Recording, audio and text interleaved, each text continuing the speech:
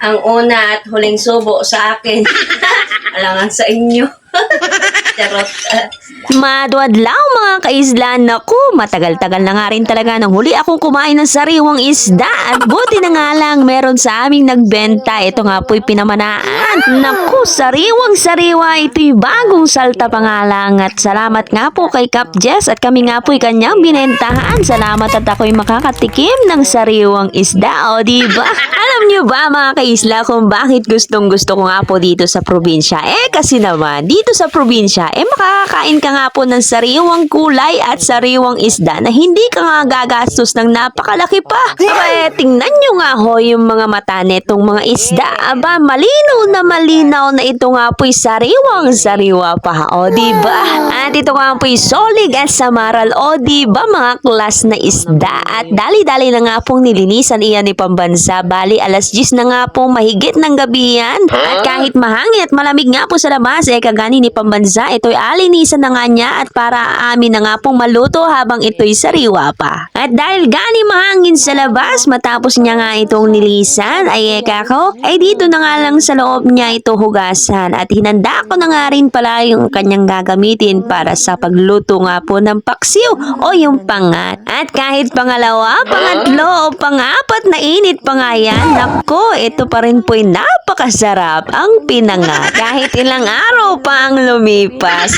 Ay, charot. At kaya naman, inilagay na nga niya yan sa maliit na kaldero at inilagay niya yung mga sangkap dyan. Naglagay siya ng konting asin at syempre yung suka na hindi nga po mawawala sa pagluto ng ating paksiw. O diba, kani Pambansa. Siya nga raw ho'y magaprito nitong ilang isda. Naku, mukhang nagutom na naman nga. At nung matapos siya magprito, sinalang na nga niya itong aming paksiw na naaamoy ko na nga. Bali, madali nga lang ito maluto pero gusto ko dito lutong-luto sa suka para siguradong matagal nga po siyang masira. O diba?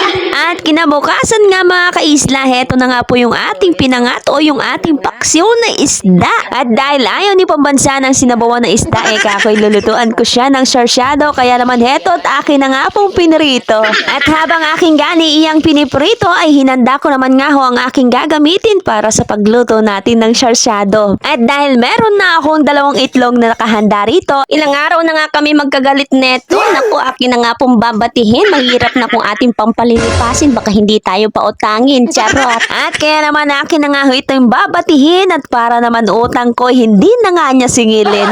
Ay, charot. At ako'y medyo nanggigigil. Aba, ilang araw na nga po pabalik-balik sa akin. Ay, charot. Joke lang po. At nakahanda na nga itong ating mga sangka para sa pagluluto natin ng sarsyado. O paano, halikan na. Magluto na tayo at medyo nagugutom na nga ako. So, paano? Halika na at tayo magluluto na. Let's go.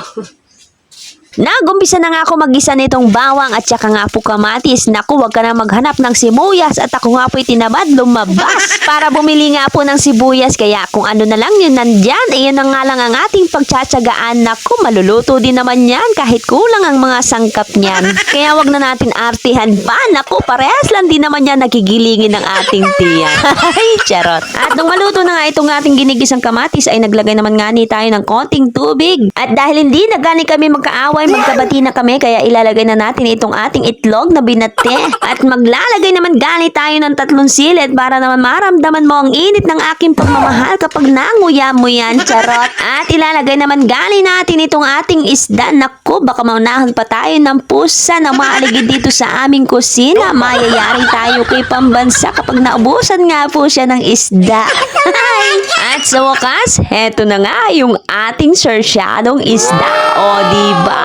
Napakasarap na nga po niyang pagmasdan. O paano, halika na at kami saluhan sa aming nga pong pananghalian. Kaya naman naghain na nga ng pinggan itong aking Pambansa na ko hindi halata na kumakalam na nga rin ang kanyang tiyan. Abay, napapalukso pa nga sa tuwa sa sarap ng aming pananghalian. Charot. Ay, kaya naman mga kaisla, halina kayo at kami nga po'y saluhan. O paano, hindi ko na nga pala papahabain pa itong ating video. Sana nag-enjoy ka sa iyong panonood. Hanggang sa muli, maraming salamat. Bye-bye!